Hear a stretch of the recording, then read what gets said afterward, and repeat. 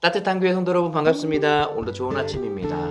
오늘 하루도 우리가 주님 안에서 은혜 누리고 주님께서 주시는 기쁨으로 삶을 살아가는 저와 여러분의 삶이 되시길 간절히 기도하겠습니다. 오늘 여러분과 함께 나눌 말씀은 마가복음 6장 14절부터 29절까지의 말씀입니다. 우리 함께 읽도록 하겠습니다. 이에 예수의 이름이 드러난지라 헤롯 왕이 듣고 이르되 이는 세례 요한이 죽은 자 가운데서 살아났도다. 그러므로 이런 능력이 그 속에서 일어나느니라 하고 어떤 이는 그가 엘리야라 하고 또 어떤 이는 그가 선지자니 옛 선지자 중에 하나와 같다 하되 헤롯은 듣고 이르되 내가 목벤 요한 그가 살아났다 하더라.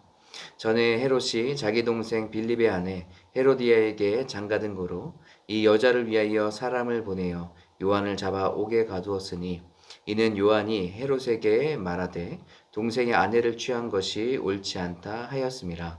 헤로디아가 요한을 원수로 여겨 죽이고자 하였으되 하지 못하는 것은 헤롯이 요한을 의롭고 거룩한 사람으로 알고 두려워하여 보호하며 또 그의 말을 들을 때에 크게 번민을 하면서도 달갑게 들었음이라. 마침 기회가 좋은 날이 왔으니 곧 헤롯이 자기 생일에 대신들과 천부장들과 갈릴리의 귀인들로 더불어 잔치할세 헤로디아의 딸이 친히 들어와 춤을 추어 헤롯과 그와 함께 앉은 자들을 기쁘게 한지라. 왕이 그 소녀에게 이르되 무엇이든지 네가 원하는 것을 내게 구하라 내가 주리라 하고 또 맹세하기를 무엇이든지 네가 내게 구하면 내가 나라의 절반이라도 주리라 하거늘 그가 나가서 그 어머니에게 말하되 내가 무엇을 구하리이까. 그 어머니가 이르되 세례 요한의 머리를 구하라 하니 그가 곧 왕에게 급히 들어가 구하여 이르되 세례 요한의 머리를 소반에 얹어 곧 내게 주기를 원하옵나이다 하니 왕이 심히 근심하나 자기가 맹세한 것과 그 앉은 자들로 인하여 그를 거절할 수 없는지라. 왕이 곧 시위병 하나를 보내어 요한의 머리를 가져오라 명하니 그 사람이 나가 옥에서 요한을 목베어 그 머리를 소반에 얹어다가 소녀에게 주니 소녀가 이것을 그 어머니에게 주니라.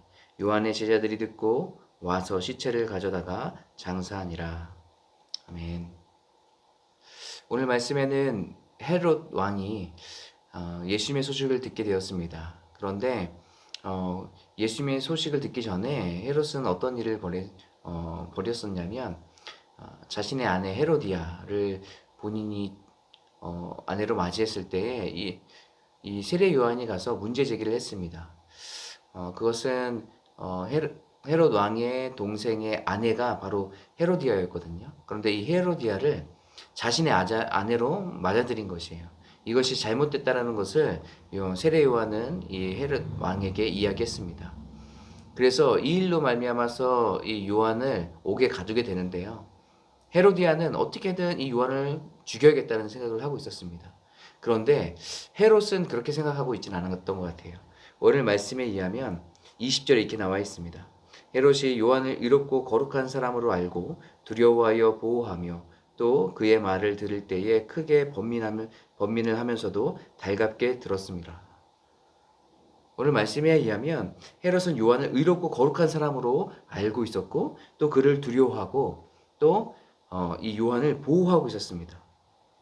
그리고 요한이 그런 따끔한 이야기 충고를 할 때에도 그 충고를 받으면 굉장히 근심은 하고 번민은 하지만 그것을 좋게 여겼다라는 것이에요. 헤롯에게 있어서 이 세례 요한은 나를 번민하게 하고 힘들게 하는 근심하게 하는 말을 하지만 그 말이 나에게 도움이 되는 말이라는 것을 잘 알고 있었던 것 같습니다.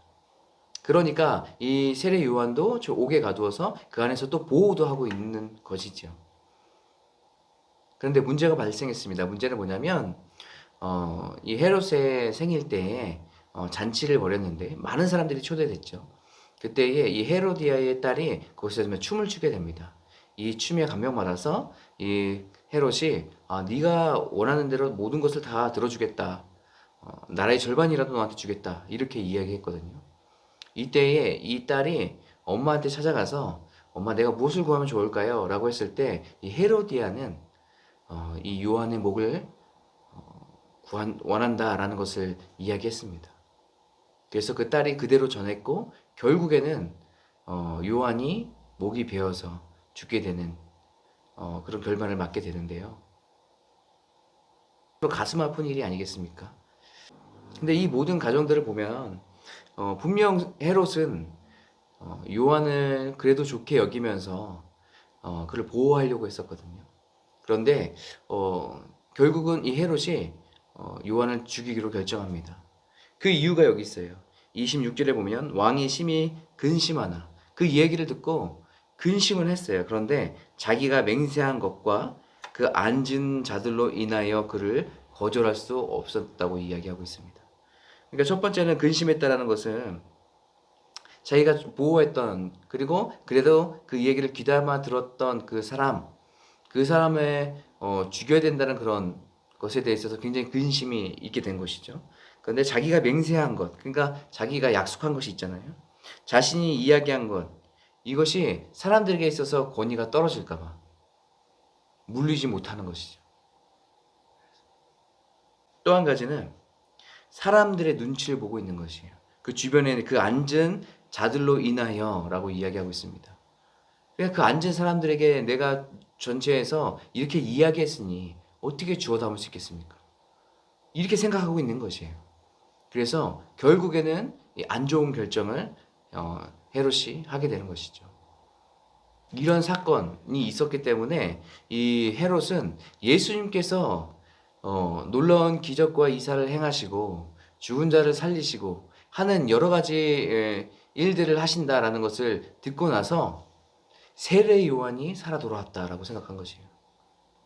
그래서 오늘 말씀에 보면 14절에 헤로드 왕이 듣고 이르되 이는 세례 요한이 죽은 자 가운데서 살아났도다 라고 이야기하고 있습니다. 그리고 이런 능력이 그 속에서 일어나느니라 라고 말하고 있어요.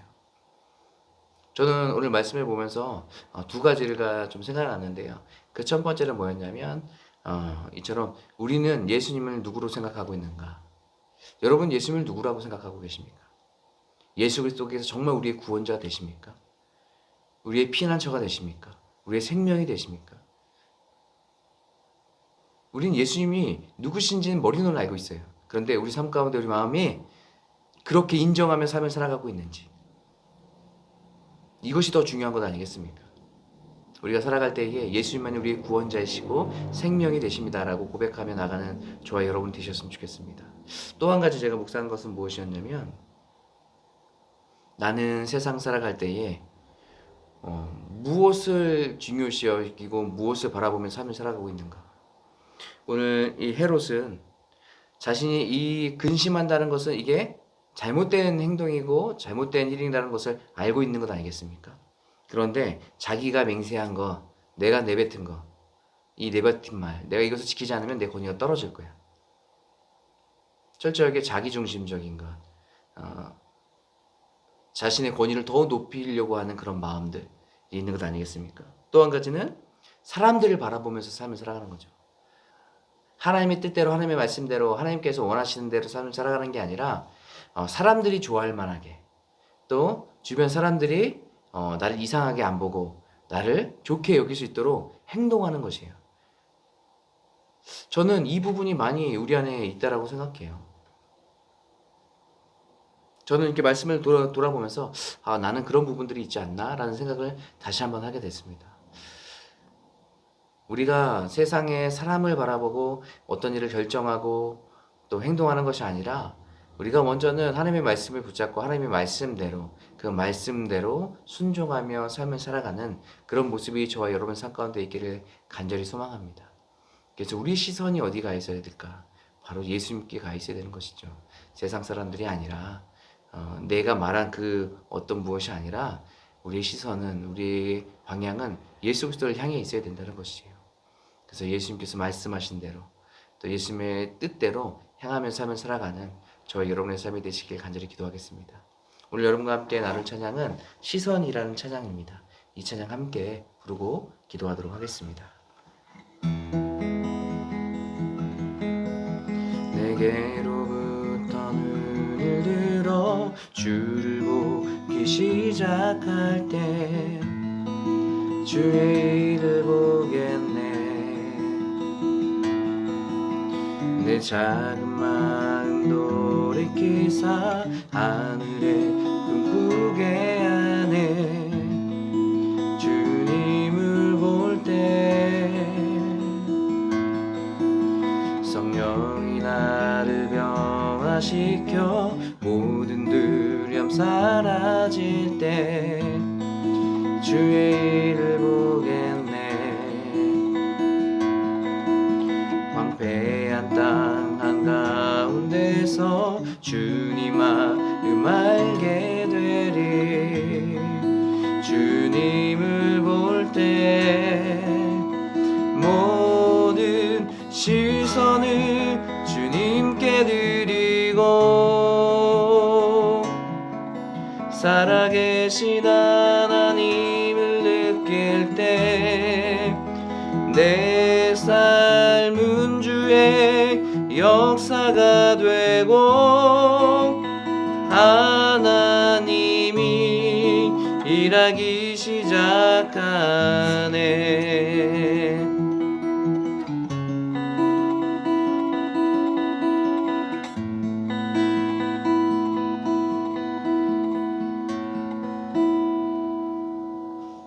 아멘. 우리 함께 기도하겠습니다.